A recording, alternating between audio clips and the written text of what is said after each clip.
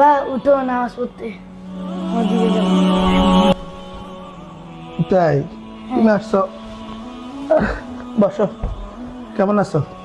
আলহামদুলিল্লাহ ভালো আছি। ভিউয়ার্স, আমরা আসলেই ছেলে আমার, কিন্তু এটা হলো আল্লাহর দান।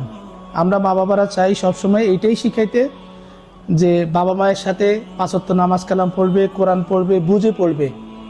এইটাই আমাদের মা বাবা বা পিতা মাতারা যদি আমরা ছেলেদেরকে এই শিক্ষা দিই, আমরা যখন বয়স হয়ে যাবে ঠিক তদ্রূপ তারা আমাদেরকে সেইভাবে আমাদেরকে নামাজ পড়ার জন্য সহযোগিতা করবে, আমাদের নামাজের ওক্ত মতে টানবে। আজকে আমার ছেলে আলহামদুলিল্লাহ কোরআনে হাফেজ পড়তেছে, সবাই তার জন্য দোয়া করবেন।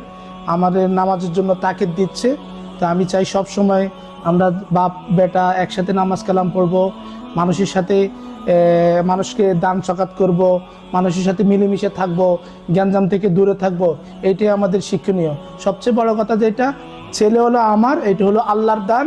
তাই হলে আমরা আল্লাহর রাস্তায় তাদেরকে কিভাবে চলতে হবে, ইমান হাকিকাত কিভাবে মানতে হবে, সেটা আমরা তাদেরকে শিখাবো ইনশাল্লাহ। চলো আমরা নামাজ পড়তে যাচ্ছি ইনশাল্লাহ।